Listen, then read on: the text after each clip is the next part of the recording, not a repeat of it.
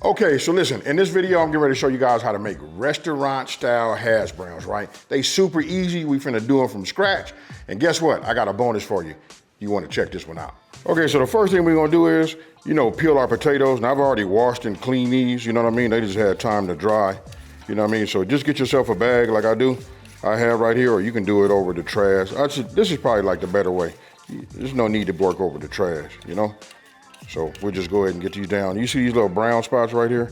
I'm gonna go ahead and just cut that out. But let me just go ahead and get it all done. And then we move over to the next step. All right, so once you do that, you wanna get set up. I'm gonna throw this away. So we're gonna take, our grater. And listen, it's all different sizes on the grater, right?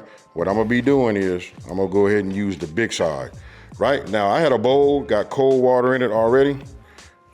This is what I'm gonna do. I'm gonna take the, potatoes that are already peeled, right? And then all we're gonna do is grade these, right? And this is gonna give us that hash brown that we're looking for. Perfect size, just like cheese.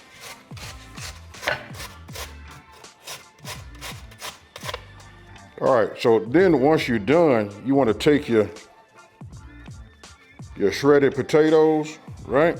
You wanna take it and you wanna just put them in this water right here. That's cold water, folks. Right?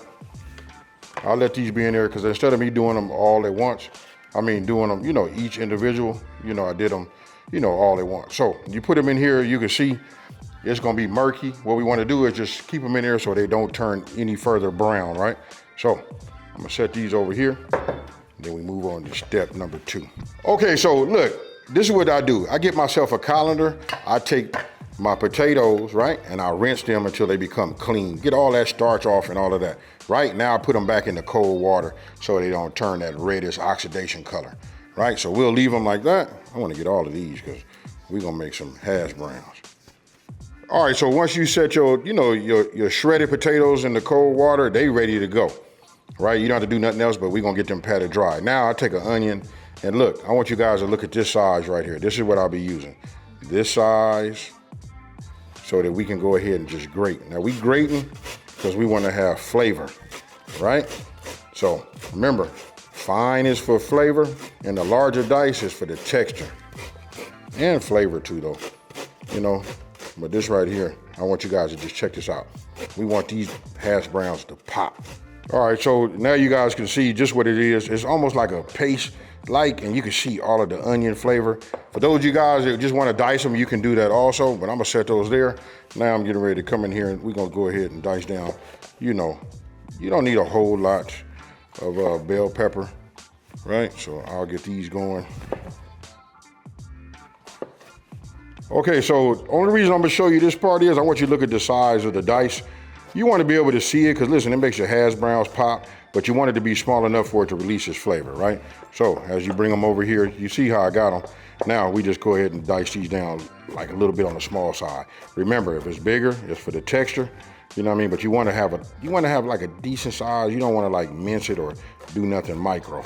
Okay, so look, I know you guys looking at the size of this cast iron. Look, this is a 22-inch.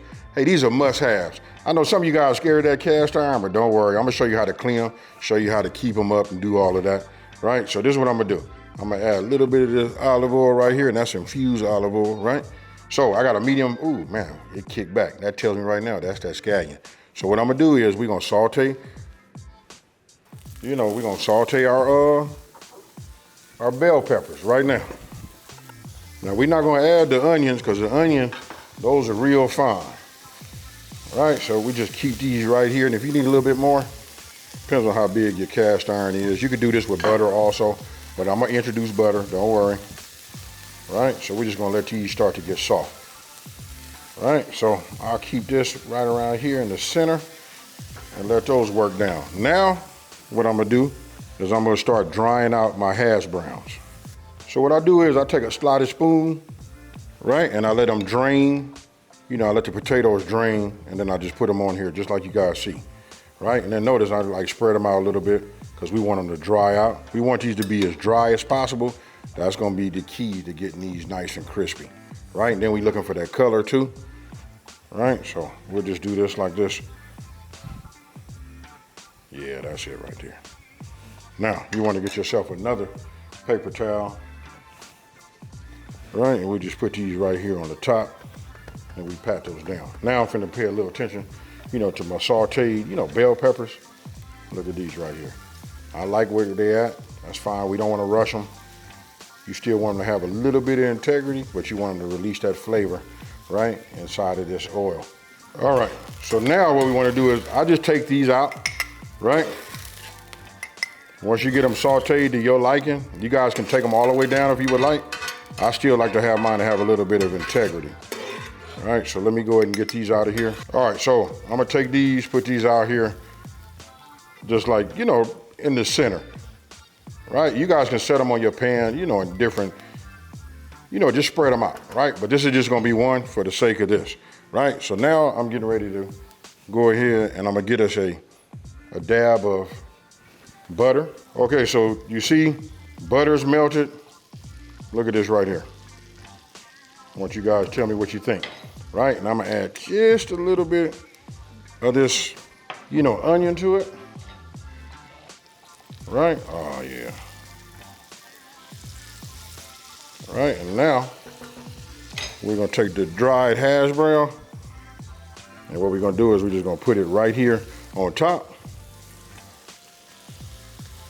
just like that, right? Now I wanna look at my fire, make sure I still got that medium-high flame. I do. Then what we're gonna do is we're gonna put a top over this, right? That butter and everything is gonna help it crisp up. So I'm gonna take this, and this is why I like using my, my 22-inch, because I'm able to use my outdoor cover, on the inside. Okay, so then when you flip it over, you wanna look at something like this right here. That right there is right. Now you just get yourself a plate, get underneath it, and put it on there. But this is how you come up with crispy restaurant style. Now you can make them as crispy as you want them. I still like mine to have that brown look, right? But I don't want them to be crunchy, but if you want them to be crunchy, all you gotta do is just continue to cook them a little longer on each side and you can go from there. Now for this one, I'm gonna go ahead and put a nice piece of cheese right here on the top. Now you guys, look, I'm getting ready to cut this off and put my cover over the top. We just give it about 30 seconds to go ahead and just get some of that cheese to start melting. Then we'll take that and put it on there. And if you guys ain't never had it like this, some of you guys probably can't think about it, but just think, when you have potatoes, you put cheese, all that stuff on there, so there you go. So we get underneath the bottom of this one, and we just add this one on here like this, and we're not gonna leave nobody behind.